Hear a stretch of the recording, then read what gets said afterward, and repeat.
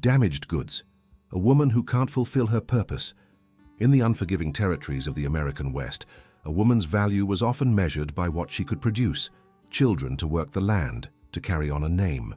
When one woman's secret was exposed, she became property to be discarded, traded away like livestock deemed unfit for breeding. But history hides stories of unexpected courage, of those who stood against the cruel tide of their times. What you're about to witness is the untold story of a man who saw human worth beyond society's narrow measure, and a woman who discovered her value wasn't found in what her body could create, but in who she already was. If this is your first time here, I'm sharing untold stories of black heroes from America's past on the Black Rancher channel. These aren't fairy tales. They're stories drawn from the forgotten corners of history, where courage stood tall against impossible odds. Hit subscribe now and ring that bell so you never miss these powerful tales that history tried to erase. The journey you're about to witness will change how you see human worth forever. Stay until the very end. What happens in the final chapter might be the most important lesson America still needs to learn. Now let's ride into chapter 1 of a story they never wanted told. Nebraska Territory, June 1867.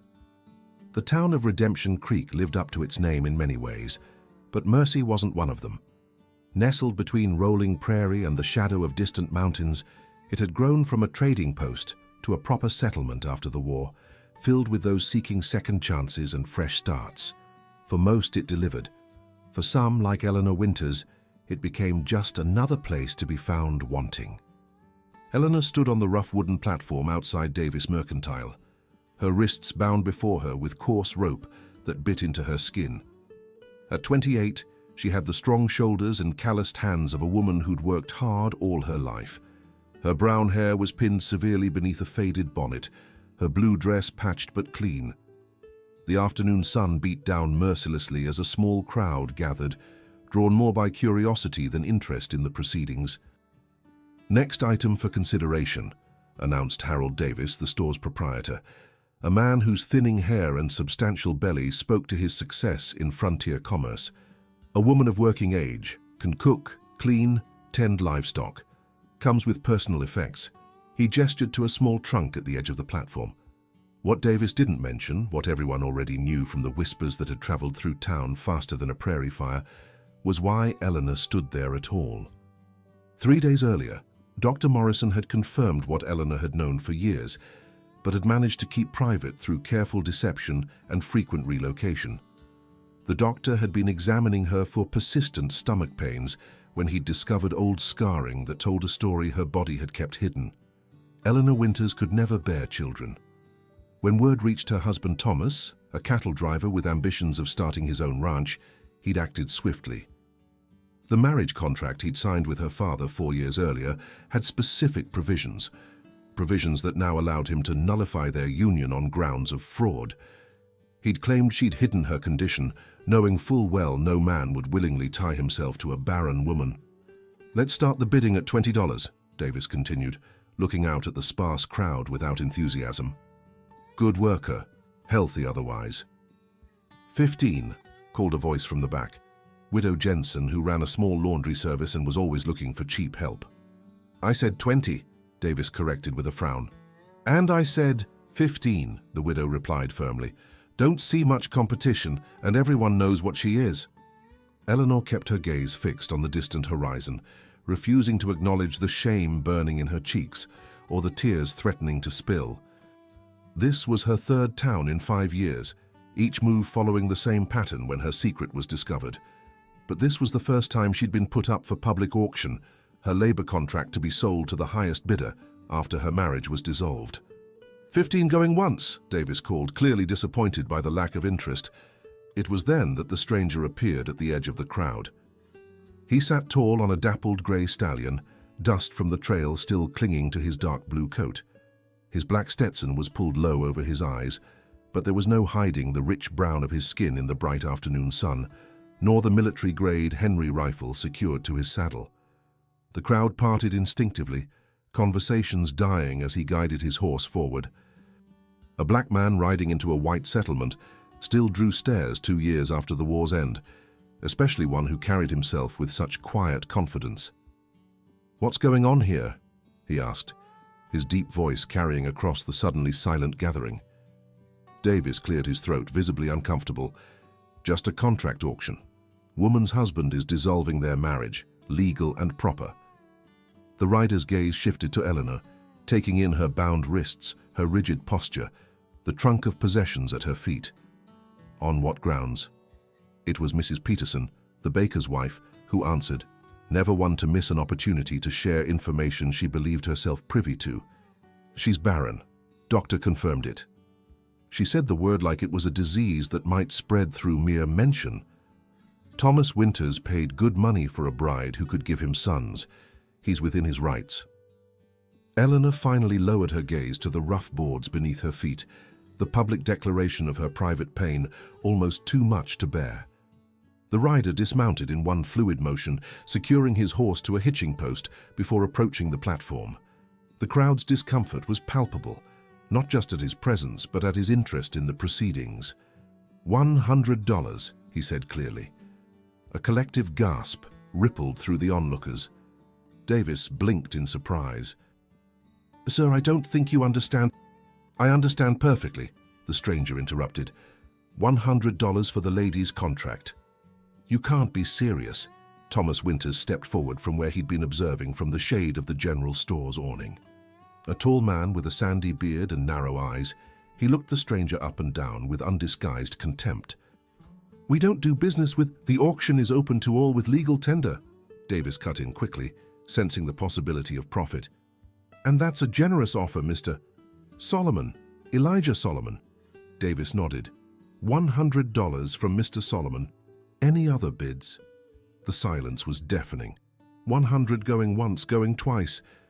Davis paused, giving Thomas Winters a meaningful look, but the man merely scowled and turned away. "Sold to Mr. Solomon." Elijah approached the platform, removing a leather pouch from his coat. He counted out the money carefully while Eleanor watched him with wary confusion. When the transaction was complete, Davis handed him a folded document, her labor contract, now legally his. "The rope," Elijah said quietly. Davis hesitated only briefly before producing a knife and cutting Eleanor's bonds. She rubbed her wrists automatically, still not meeting the eyes of her new owner, employer, savior. She wasn't sure what to call this unexpected development. "Get your things, miss," Elijah said, his voice gentler than before. "My camp's a few miles outside town. We should leave before sunset." Eleanor moved woodenly to retrieve her trunk, still processing the rapid turn of events. As she lifted it, Thomas Winters stepped forward once more. "You're welcome to her," he sneered at Elijah. "Damaged goods. Can't fulfill a woman's purpose." Elijah regarded him coolly. "Strange. I always thought a woman's purpose was to be herself. Must be why you're standing there alone while I'm the one leaving with a companion worth $100. Before Thomas could respond, Elijah had taken Eleanor's trunk and was helping her down from the platform, maintaining a respectful distance as he guided her toward his horse. "Why?" she whispered when they were out of earshot. "Why would you pay so much?" Elijah secured her trunk to his horse before answering. "Because no person should be sold for what their body can or can't do." He glanced back at the dispersing crowd. "And because I know something about being judged for things beyond your control." He offered his hand to help her mount. After a moment's hesitation, Eleanor took it, allowing herself to be guided up to sit sideways on the saddle. "I don't know what you expect from me," she said cautiously as he mounted behind her, careful to maintain proper space between them. "For now, just to ride with me to my camp," he replied, setting the horse in motion. "After that, we'll figure it out together." As they left Redemption Creek behind, Eleanor felt the weight of public shame begin to lift, replaced by something unfamiliar, the first tentative flutter of curiosity about what might come next. The ride to Elijah's camp took them through rolling grassland, the prairie stretching endlessly under a vast evening sky painted in shades of orange and purple. Eleanor sat stiffly in the saddle, acutely aware of the stranger behind her, a man who had just spent a small fortune to purchase her contract. "It's not much farther," Elijah said, breaking the silence that had stretched between them, "just beyond that stand of cottonwoods. Eleanor nodded but didn't respond. Her mind was still racing, attempting to make sense of her circumstances. Yesterday she had been a wife, today merchandise, and now… What exactly? The property of a black cowboy who appeared from nowhere like some improbable guardian angel. "You can call me Elijah," he offered, seeming to read her thoughts. "And I should know your name, since we'll be traveling together." "Eleanor," she replied after a moment. "Eleanor Winters, though I suppose it's just Eleanor now." "Eleanor," he repeated thoughtfully. "It's a good name." As they approached the cottonwoods, she could make out a small camp nestled in their shelter. A canvas tent, a fire pit with embers still glowing, and a second horse grazing nearby, hobbled to prevent wandering. Elijah dismounted first, then offered his hand to help Eleanor down. She accepted his assistance but quickly stepped away once her feet touched the ground, maintaining a careful distance. "Are you hungry?" he asked, moving to tend the fire. "Why did you really buy my contract?" Eleanor countered, unwilling to be distracted by talk of food. "What do you want from me?" Elijah added, kindling to the embers, coaxing them back to flame before answering. "I told you the truth. No person should be sold for something like that." He straightened up, firelight casting half his face in shadow. "As for what I want, I need a partner." Eleanor stiffened. "I won't be your business partner," he clarified quickly, raising his hands. "Nothing improper. I've got land about 3 days' ride from here. Good land with water rights, trying to establish a ranch." He gestured to a coffee pot sitting near the fire. "I've got coffee and some stew left from this morning. Sit, eat, and I'll explain." Still wary but with few alternatives, Eleanor perched on a log near the fire while Elijah prepared a plate of food. When he handed it to her, she realized how hungry she was. She hadn't eaten since breakfast, her stomach too knotted with dread about the auction to consider food. "I fought with the 1st Kansas-colored volunteer infantry," Elijah began as she ate. "Served nearly 3 years. When the war ended, the government offered land grants to some veterans." A wry smile crossed his face. Of course, being colored meant the land they offered wasn't prime territory. "But it's good enough. 400 acres with a creek running through it." Eleanor listened silently, the stew warming her from the inside. "Problem is, no man can work that much land alone, not properly, and no white man around these parts will work for a black rancher." He poured coffee into a tin cup and handed it to her. "I need a partner who knows ranching, who can help build something worth having." "And you think that's me?" Eleanor asked skeptically. "You know nothing about me." "I know you've worked hard," he said, nodding toward her calloused hands. "I know you've survived difficulty, and I know you need a fresh start as much as I do." He paused, stirring the fire with a stick. "Your contract is paid in full. I'll give it to you right now if you want to walk away. Town of Halstead is about 10 miles east of here, but if you stay, work with me for 1 year. At the end of it, you'll have $50 and 20 acres of your own land. Legal deed, your name on it." Eleanor nearly choked on her coffee. "My own land, why would you offer that?" "Because I need help, and you need opportunity," he said simply. "And because land is the only true freedom out here." The fire crackled between them as Eleanor considered his offer. It seemed too good to be true, which usually meant it was. "What's the catch?" she asked finally. "The catch is it won't be easy," Elijah replied honestly. "We'll face resistance, me for being black, you for being…" He hesitated. "Barren," she finished flatly. "You can say it. Everyone else does." "For being a woman on your own," he corrected. "Your personal matters are your business, not mine." Eleanor studied him across the fire, trying to discern his true intentions. In her experience, men always wanted something. Yet there was a straightforwardness to Elijah Solomon that was difficult to doubt. "1 year," she said at last. "And then we part ways, no obligations." Elijah nodded, extending his hand. "Partners, then." After a moment's hesitation, Eleanor shook it, sealing their unlikely agreement. "Get some rest," he said, rising to his feet. "You can have the tent. I'll sleep out here by the fire." As Eleanor settled into the tent that night, wrapped in a wool blanket that smelled of sage and wood smoke, she found herself unable to sleep. not from fear of the strange man outside, but from the disorienting sense that her life had veered onto an entirely new path in the space of a single day. For the first time in years, she allowed herself to contemplate a future that didn't involve hiding her shame or seeking a husband's protection. 20 acres of her own land, independence. The thought was as terrifying as it was exhilarating. Dawn broke with the smell of coffee and bacon. Eleanor emerged from the tent to find Elijah already preparing breakfast, his movements efficient and practiced. "We'll head out after eating," he said. "Need to stop in Halstead for supplies. After that, it's open country for most of the journey." Eleanor nodded, accepting the plate he offered. As they ate in companionable silence, watching the sunrise paint the prairie gold, she realized this was the first meal in years she'd shared without the weight of her secret pressing down upon her. Perhaps, just perhaps, this strange turn of events was actually the beginning of something rather than an ending.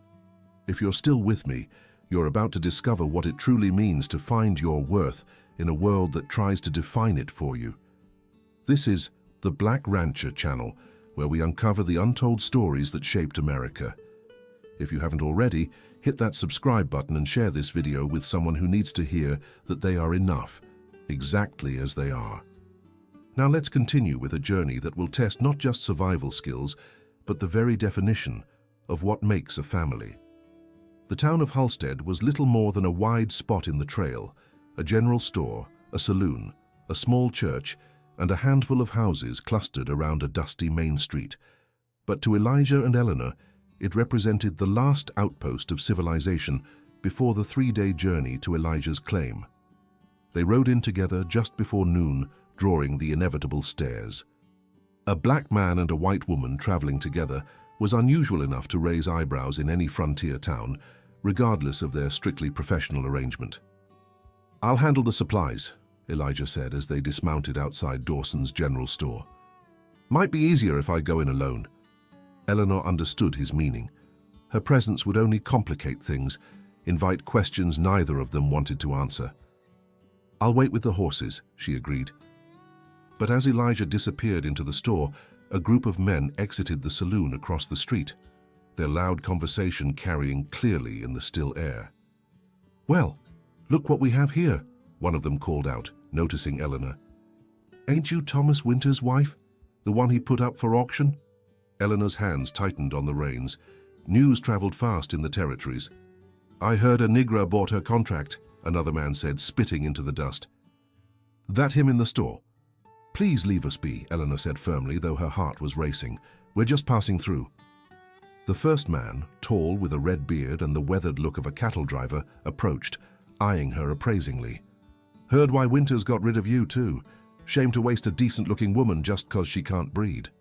Eleanor stood her ground, though every instinct told her to flee. "Our business isn't your concern." "When a white woman travels with a freed slave, it becomes everyone's concern," the man replied, his tone hardening. "Ain't natural." "He's my employer, nothing more," Eleanor said, aware of how the other men were spreading out, surrounding her. "And he's a Union veteran, not a slave." "Same difference," the red-bearded man sneered. "Question is, what's he paying you for? Must be something special if he's willing to spend good money on damaged goods." Eleanor felt heat rise to her face, both shame and anger washing through her in equal measure. Before she could respond, the bat-wing doors of the saloon swung open again, and an older man stepped out, squinting into the sunlight. "That's enough, Harlan," he called to the red-bearded man. "Leave the lady be." "Mind your business, Sheriff," Harlan replied without turning. "Peace in this town is my business," the older man said, stepping off the boardwalk. He wore a tin star on his vest and had the resigned expression of a man who'd seen too much trouble to be easily intimidated. "And I don't want any today." Harlan glared at the sheriff, but took a step back from Eleanor. "Just having a friendly conversation." "Didn't sound friendly to me," came Elijah's voice as he emerged from the store, arms full of supplies. His expression was carefully neutral, but Eleanor could see the tension in his shoulders, the watchfulness in his eyes. The sheriff assessed the situation with a practiced eye. "Mr. Solomon," he acknowledged with a slight nod. "Been a while since you passed through." "Sheriff Tanner," Elijah replied, showing no surprise at being recognized. Just restocking before heading back to my claim. The simple exchange told Eleanor volumes. Elijah had history here, and the sheriff at least treated him with a measure of respect. "You two better move along," Sheriff Tanner said, his tone making it clear the suggestion was more order than advice. "Some folks here got strong opinions about arrangements like yours." "We're leaving now," Elijah said, loading the supplies onto his horse. "Appreciate your intervention, Sheriff." "Don't thank me," Tanner replied gruffly. "Just don't want bloodshed in my town. Next settlement might not be so accommodating." Eleanor mounted Elijah's horse with as much dignity as she could muster, aware of the stairs still following their every move. As they rode out of Halstead, she could feel Harlan's eyes boring into her back, a sensation that made her skin crawl. They rode in silence for several miles, putting distance between themselves and the town, before Elijah finally spoke. "That happens sometimes," he said simply. "Best to just move on when it does." "Does it happen often?" Eleanor asked. "Often enough." He adjusted his hat against the afternoon sun. "People see what they expect to see. Man like me traveling with a woman like you, they make assumptions. And what am I like exactly?" Eleanor couldn't keep the edge from her voice, the encounter in town having scraped her emotions raw. Elijah considered his answer carefully. Determined, resilient, someone who's carrying more than her share of other people's judgment. The unexpected assessment momentarily silenced her. "How do you know Sheriff Tanner?" she asked after a while, changing the subject. "Helped him track down a horse thief last year," Elijah replied. "Man respects competence, if nothing else." They made camp that evening by a small stream, the Wyoming territory spreading out around them in endless waves of grass and distant mesas. As night fell, the vast canopy of stars emerged overhead, more brilliant than any Eleanor had seen before. "It's beautiful," she murmured, looking up from where she sat by the fire. "That's why I chose this land," Elijah said, following her gaze. "Might not be the richest soil or have the most timber, but it has this sky." "Tell me about your plans for the ranch," Eleanor said, genuinely curious now about the venture she'd agreed to join. Elijah's face softened as he described his vision, a modest cattle operation, breeding strong stock adapted to the harsh conditions. As he spoke of water management and grazing rotations, Eleanor was struck by the depth of his knowledge. "Where did you learn so much about ranching?" she asked. "My father managed a plantation's livestock before the war," he explained. "Taught me everything he knew. Owner never realized his property knew more about raising cattle than he did." There was no bitterness in his voice, just a simple stating of facts. "And after the war, before the land grant, drove cattle from Texas to Kansas," he said. "Saved every penny. Some outfits would hire colored cowboys. We could ride as well as any white man, and they paid us less." He stoked the fire, sending sparks spiraling up toward the stars. "What about you? How'd you learn ranch work?" Eleanor hesitated, unaccustomed to speaking about herself. "Grew up on a small farm in Missouri. After my parents died, I worked wherever I could, mostly as a housekeeper, but sometimes helping with livestock." She left out the succession of failed marriages, the desperate attempts to hide her condition, the cycle of discovery and rejection that had defined her adult life. "Then you married Thomas Winters," Elijah said, not a question but an invitation to continue if she wished. "Then I married Thomas," she confirmed quietly. "He wanted land and sons. I could only help with one of those." She stared into the fire. "When the doctor examined me, he found scarring, said I'd never conceive." Elijah nodded, accepting her words without judgment. "Some would say, that makes you lucky." Eleanor looked up sharply. "Lucky?" "My mother had 8 children," he said. "Buried 5 of them before they reached 10 years. Nearly died herself with the last one." He met her gaze across the fire. "There are worse fates than not bearing children." "Not according to most men," Eleanor replied bitterly, "or most women for that matter." "I'm not most men," Elijah said simply, "and out here, worth is measured differently. Can you ride? Can you work? Can you face hardship without breaking? Those matter more than what your body can or can't create." Something shifted in Eleanor then, a small but significant realignment of how she'd seen herself for so long. She'd been taught from childhood that a woman's primary value lay in her ability to produce children, to continue a family line. The idea that she might be valued for other qualities was both foreign and oddly liberating. "We should rest," Elijah said, sensing her need for privacy with her thoughts. "Got a long ride tomorrow?" As Eleanor settled into her bedroll that night, she found herself wondering if perhaps her body's failure wasn't a punishment, but simply a fact, no more defining of her worth than the color of her eyes or the length of her fingers. It was a dangerous thought, one that threatened the foundations of shame upon which she'd built her understanding of herself, but like a seed planted in fertile soil, once present, it could not help but grow. On the afternoon of the third day, they crested a low rise, and Elijah reined his horse to a stop. "There it is," he said, a note of quiet pride in his voice. "Solomon Land." Eleanor followed his gaze across the rolling expanse of prairie. A creek snaked through the valley below, its course marked by a ribbon of cottonwoods and willows. Near its bank stood a small cabin, rough-hewn but solid, with a corral and the beginnings of a barn nearby. "You built all that yourself?" she asked, impressed despite herself. Elijah nodded. "Took most of last summer. Still needs work, but it'll do for now." As they rode down toward the homestead, Eleanor tried to see it through his eyes, not just timber and nails, but a dream made tangible, the physical manifestation of freedom hard-won. "It's a good start," she said sincerely. The ghost of a smile touched Elijah's lips. "It's home." They were halfway down the slope when Eleanor noticed movement near the cabin, 3 riders approaching the structure. Even from a distance, their posture suggested they weren't friendly visitors. Elijah had seen them too. His body tensed, and he reached instinctively for the rifle secured to his saddle. "Stay behind me," he said quietly, urging his horse forward at a measured pace. As they drew closer, Eleanor could make out the riders more clearly. 2 younger men flanking an older one, all armed, all watching their approach with open hostility. "Solomon," the older man called out when they were within earshot. "Thought you might have finally given up this foolishness." "Rawlins," Elijah acknowledged coolly. "You're trespassing on my land."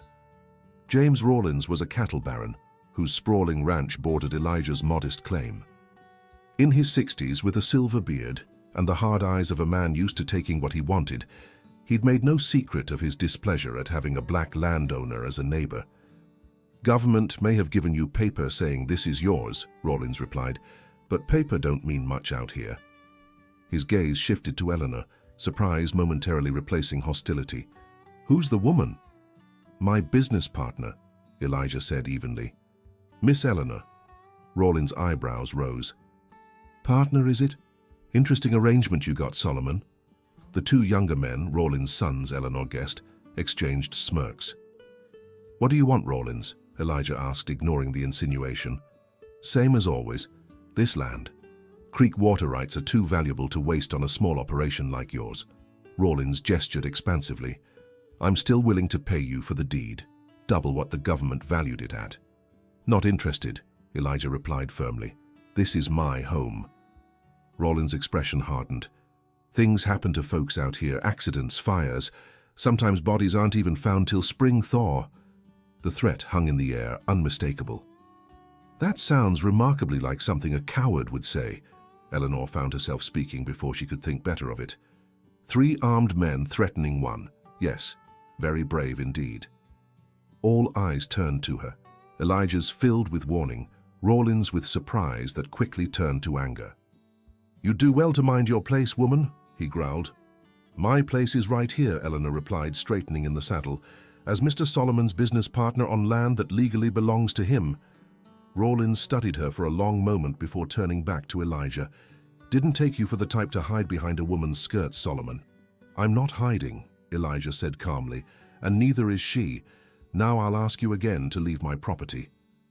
For a tense moment, Eleanor thought Rawlins might order his sons to attack then and there. Instead, he spat contemptuously on the ground. "This ain't over," he said, wheeling his horse around. "Think on my offer. Might not stay so generous." The 3 riders departed, dust rising from their horses' hooves as they galloped toward the property line marked by a distant fence. "I'm sorry," Eleanor said when they were out of earshot. "I shouldn't have spoken." "Don't apologize for speaking truth," Elijah replied, though tension still lined his face. "But Rawlins is dangerous. He's burned out 2 other small ranchers who wouldn't sell to him." "What will you do?" Elijah gazed at his cabin, his land, everything he'd worked for. "Same thing I've always done, persist." He urged his horse forward again. "Come on, let's get you settled in." The cabin was small but surprisingly well built, with 2 rooms separated by a curtain, one serving as a kitchen and living area, the other as Elijah's sleeping quarters. "You'll take the bed," he said, carrying her trunk inside. "I'll sleep out here by the fire." Eleanor started to protest, but he cut her off gently. "It's proper, and you've had a hard few days." He showed her around the property, the vegetable garden he'd started, the chicken coop that needed expanding, the spring house where he kept milk and butter cool. With each explanation came tasks that would be her responsibility, roles she would fill in their partnership. By the time they finished the tour, the sun was setting, casting long shadows across the land. Elijah built a fire in the small stone hearth, while Eleanor prepared a simple meal from their supplies. They ate in companionable silence, tired from the journey but satisfied to have reached their destination. As darkness fell completely outside, Eleanor found herself studying her unlikely benefactor across the table. "Why are you really doing this?" she asked suddenly. "The truth this time." Elijah set down his fork, considering her question with the seriousness it deserved. "When I was a slave, I had value only in what I could produce," he said finally. "My labor, my obedience, my strength, all commodities to be used by others. My humanity didn't enter into it." He met her eyes steadily. "When I saw you on that auction block, valued only for what your body could or couldn't produce, I recognized something." He rose and moved to a small chest in the corner, retrieving a folded document. "This is your labor contract," he said, returning to the table. "And this," he produced a second paper from his pocket, "is a deed to 20 acres on the south corner of my claim. Not the best land, but it has good drainage and access to the creek." He placed both documents before her. "These are yours now. You can leave tomorrow if you want, go start your own life somewhere else. Or you can stay, work with me as a true partner, and we'll build something together." Eleanor stared at the papers, feeling the weight of the choice they represented. "Why offer me land now? You said after a year." "Because I want you to stay by choice, not obligation," he replied simply. "The only true freedom is the freedom to leave." She touched the papers with trembling fingers, overwhelmed by the gift he was offering. Not just land, but dignity, agency, the right to determine her own path. "I'll stay," she said softly. "Not because I have nowhere else to go, but because I want to build something too." The relief that crossed Elijah's face was quickly masked, but Eleanor saw it nonetheless. "Then we'll start properly tomorrow," he said, rising from the table. "There's plenty to do." That night, lying in Elijah's bed while he slept by the banked fire in the outer room, Eleanor felt a strange sense of peace despite the uncertain future before them. For the first time in years, she would sleep without the crushing weight of her secret, without the constant fear of discovery and rejection.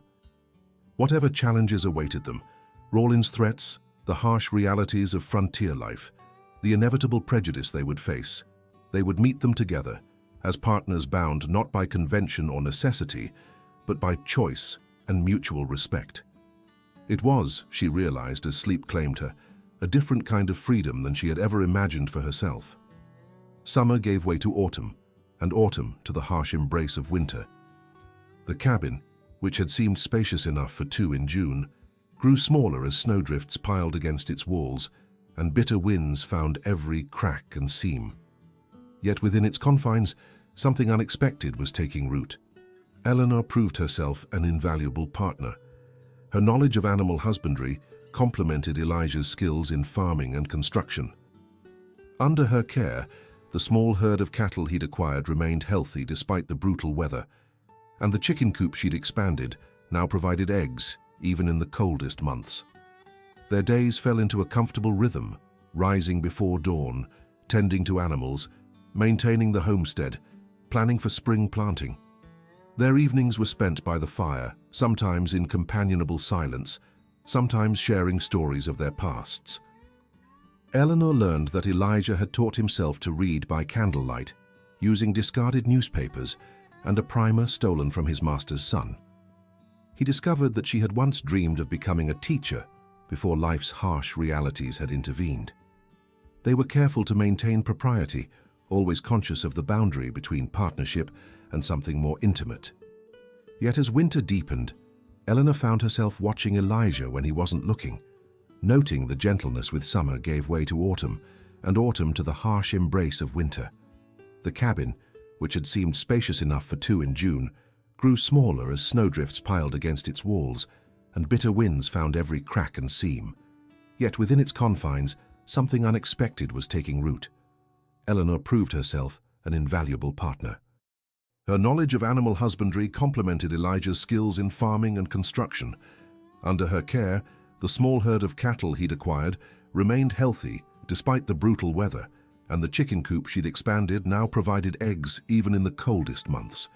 Their days fell into a comfortable rhythm, rising before dawn, tending to animals, maintaining the homestead, planning for spring planting. Their evenings were spent by the fire, sometimes in companionable silence, sometimes sharing stories of their pasts.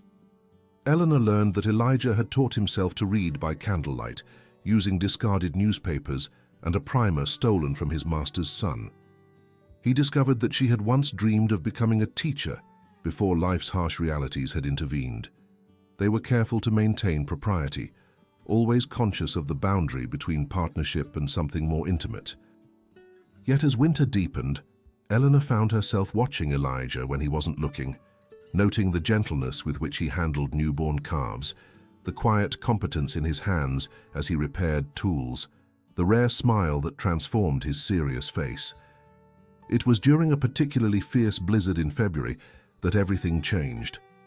Elijah had gone to check on a pregnant heifer in the lean-to shelter they'd built off the barn. When he didn't return after an hour, Eleanor grew concerned. Wrapping herself in layers of wool and leather, she ventured into the howling whiteness, a lantern held before her like a talisman against the storm. She found him in the shelter, unconscious beside the heifer who had successfully delivered a calf. A fallen beam had struck Elijah's head, leaving a gash that bled freely into the straw. With strength born of desperation, Eleanor somehow managed to drag him back to the cabin through snow that reached her knees. For 3 days she tended him, cleaning his wound, coaxing broth between his lips, speaking to him in the quiet hours of night when fever seized him and his dreams turned dark with memories of chains and war.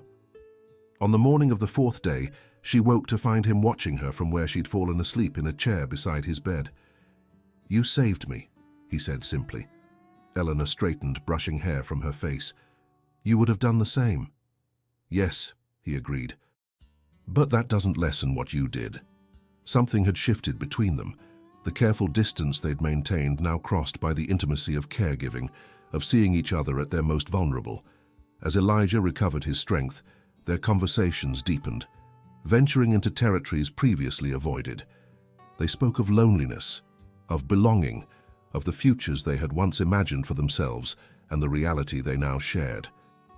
"I never thought I'd have this," Elijah confessed one evening as they sat before the fire, snow still swirling outside the frost-rimmed windows. "Land of my own, a home, someone to share it with." Eleanor looked up from her mending, caught by the emotion in his voice. "Nor did I," she admitted. "After Thomas, after what the doctor said, I thought no man would ever see value in me again." "Eleanor," Elijah said, her name spoken with such care it felt like a caress. "Your worth was never in question, only their ability to recognize it." She set aside her sewing, suddenly finding it difficult to breathe. "Elijah, A thunderous pounding at the door interrupted her words. Elijah rose quickly, motioning for Eleanor to stay back as he retrieved his rifle from beside the hearth. "Who's there?" he called. "Open up, Solomon." The voice belonged to the younger of Rawlins' sons. "We know you're in there." Elijah cracked the door open, rifle ready, to find 3 men on horseback, the Rawlins boys and another ranch hand, all armed, their breath clouding in the frigid air. "What do you want?" Elijah demanded. "Father sent us with a message," the elder son replied, his tone suggesting the message wasn't likely to be pleasant. "2 of our cattle went missing last week. Says you're to replace them or face consequences." "I haven't taken any cattle," Elijah stated firmly. "And neither has my partner. Funny thing about stolen cattle," the younger son sneered. "They have a way of ending up in colored folks' herds." "We've done nothing wrong," Elijah maintained, his grip tightening on the rifle. "Tell your father if he has accusations. He can bring them to the territorial magistrate." The elder Rawlins' son laughed coldly. "Law doesn't much care what happens to a Negro squatter. Father's been patient, Solomon. That patience is running out." "This is legally deeded land," Eleanor said, moving to stand beside Elijah despite his earlier gesture to stay back. "Mr. Solomon is a Union veteran with every right to be here." "The lady speaks for you now, does she?" the ranch hand mocked. "What kind of man hides behind a woman's skirts?" "The kind who recognizes a woman's worth beyond what men like you can comprehend," Elijah replied evenly. "Now get off my land." The younger Rawlins' son spat into the snow.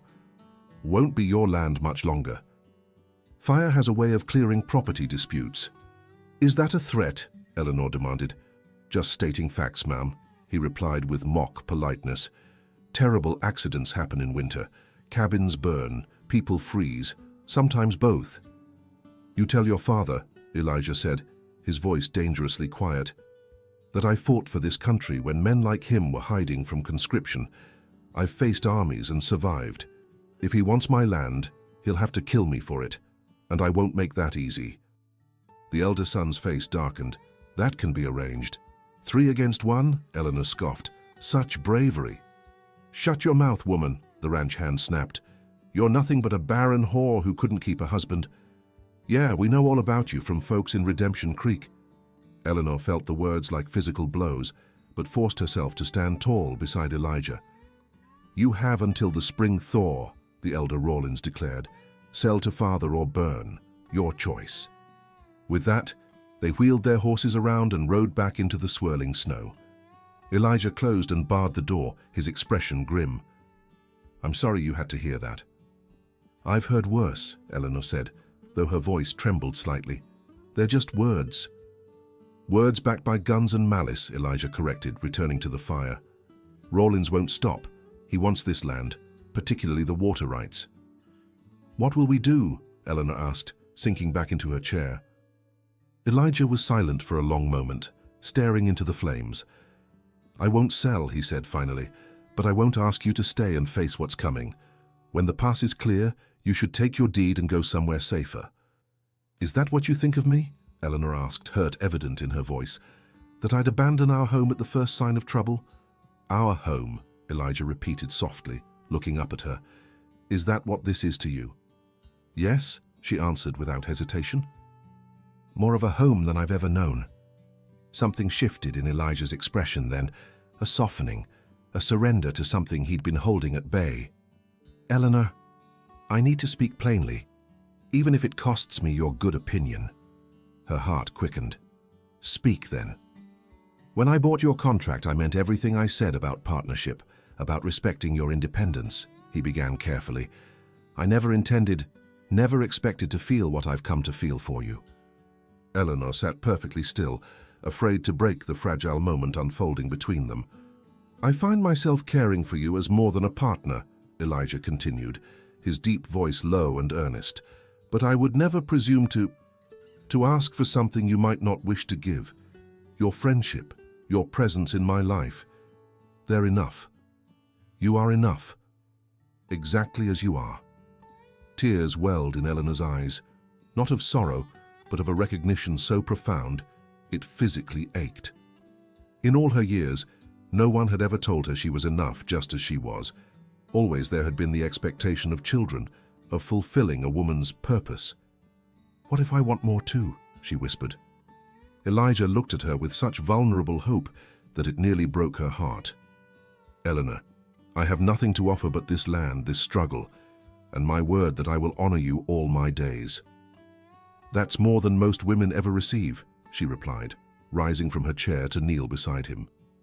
"And worth more than gold to me." When his hand reached for hers, she met it halfway, their fingers intertwining like roots, seeking sustenance in shared soil. "The world will not be kind to us," he warned softly. "The world has never been kind to either of us," Eleanor countered, "but perhaps we can be kind to each other." Spring arrived with the gradual surrender of snow to mud, of silence to the chorus of returning birds.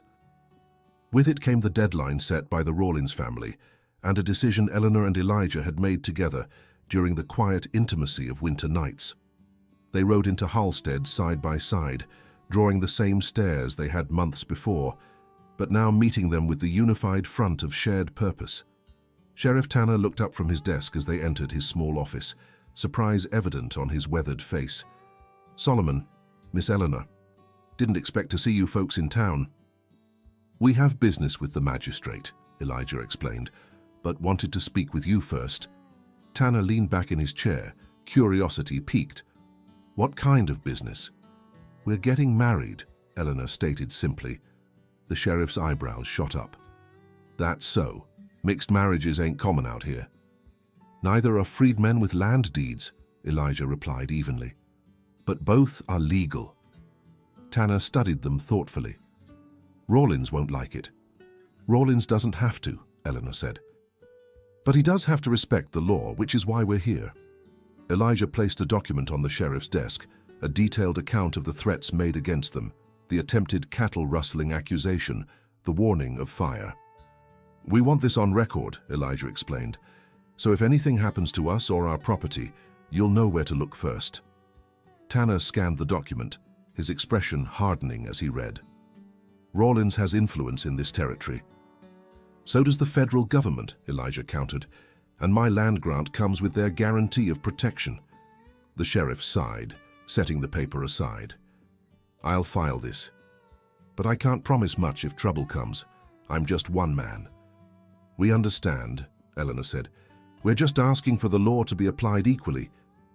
"That's a tall order out here," Tanner remarked wryly, "but I'll do what I can." He rose from his desk, extending his hand to Elijah. "Congratulations on your upcoming nuptials, I suppose." Elijah shook the offered hand, surprised by the gesture. "Thank you, Sheriff." As they left the office, Eleanor took Elijah's arm openly, no longer concerned with maintaining the pretense of mere business partnership. They crossed to the general store, where they would purchase supplies before seeing the circuit magistrate who had arrived in town the previous day. "You're sure about this?" Elijah asked quietly as they paused outside the store. "Once it's done, there's no going back. People will talk." "Let them talk," Eleanor replied with newfound confidence. "I've spent my whole life being defined by what I lack. I'd rather be defined by what I choose, and I choose you, Elijah Solomon." The simple ceremony took place that afternoon in the magistrate's temporary office. No decorations, no guests, only the legal necessities and the quiet intensity of their exchanged vows. When the magistrate pronounced them husband and wife, Elijah kissed Eleanor with gentle reverence, sealing their unlikely union. They rode out of Halstead as the sun began its descent toward the western horizon, husband and wife before the law, if not in the eyes of many who would judge them. "What do you think Rawlins will do?" Eleanor asked as they followed the familiar trail homeward. "Something desperate," Elijah replied honestly, "but we'll face it together." They crested the rise that overlooked their land, just as dusk was settling over the prairie. In the fading light, they could make out several figures near their cabin, Rawlins and his sons, along with half a dozen ranch hands. "They're waiting for us," Eleanor observed, her voice steady despite the fear curling in her stomach. Elijah reached across to take her hand. "Whatever happens, remember this. You are enough. You have always been enough." Eleanor squeezed his hand in return. "As are you." Side by side they rode down to meet whatever fate awaited them. Not as owner and laborer, not as protector and protected, but as equal partners who had each found in the other the recognition of worth that the world had too long denied them. And in that recognition they had found something even more precious, the knowledge that they were indeed enough. If this story touched your heart, remember that history is filled with untold tales of courage and dignity in the face of impossible odds. Like the story of Elijah and Eleanor, so many have fought for the simple right to define their own worth in a world determined to measure them by narrow standards. This is why I created the Black Rancher channel, to uncover these forgotten histories and celebrate the resilience of those who refuse to be defined by society's limitations.